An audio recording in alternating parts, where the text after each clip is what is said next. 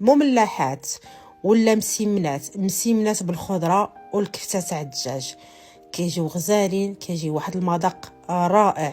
نبداو على بركه الله الوصفه. اول حاجه خديت مقيله اللي درتها هكا فوق البوطه، تكون العافيه مجهده. درت واحد شويه تاع الزيت، جوج تاع البصلات اللي شحرتهم مزيان مزيان مزيان، يكونوا بصلات كبار، انا درت كميه كبيره. درت واحد شويه ديال الثومه بودره، ما كانتش ثومه بودره ديروا الثومه طريه. خديت خيزو اللي حكيتو والكورجيت حتى هو حكيتو.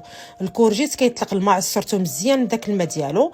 ضفت خيزو على البصله وزدت الكورجيت، خليتهم حتى طاحوا، حتى ما بقاوش خضرين، حتى طابوا مزيان.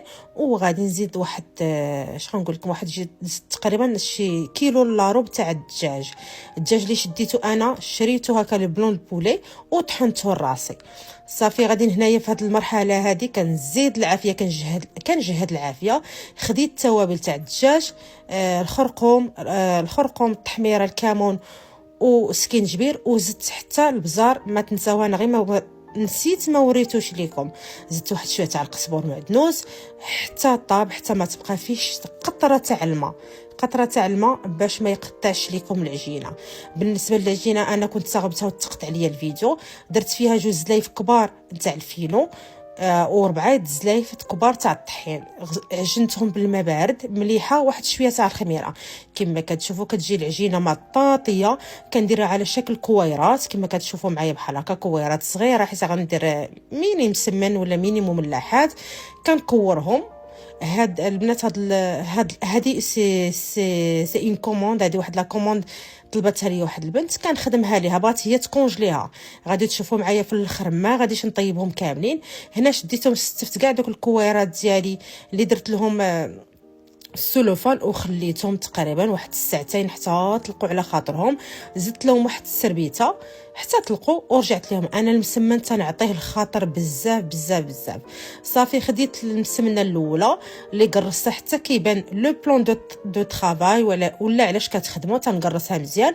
وبالنسبه كنقرصها بالزيت. وبالنسبه للزبده، انا البنات ما تندوباش، انا ما عمري ندوب الزبده لا في المسمن لا في المملحات. الا كنت غندير فيهم الزبده كنخليها على شكل بوماد. صافي راه اي واحد كيعرف يدير المسمنه. درت الاولى طويتها على شكل مربع كما كتشوفوا معايا، راه الفيديو الشرح نفسه.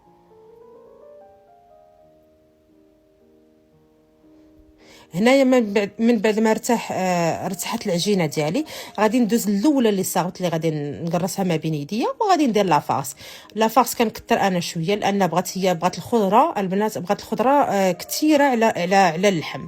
صافي درت لافاس ودرت الفرomاج غابي، وغادي نطويها على شكل اظريفه ولا على شكل بريه. راه اي واحد كيعرف يطوي، كتجي ساهله. وفي الوسط كندير زيتونه وكنبرك مزيان باش ما تحلش. نعاود معكم الثانيه. درت لافاس، درت الفرomاج، وكنطوي الجنب الاول والجنب الثاني والجنب الثالث والجنب الرابع. صافي وكندير زيتونه. هنايا خديت شويه تاع البيض والصوجه اللي دهنتهم مع بعضياتهم، ودهنت بهم دوك الفطائر ولا دوك المسيمنات ديالي. خشيتهم في الفران على 170 درجه.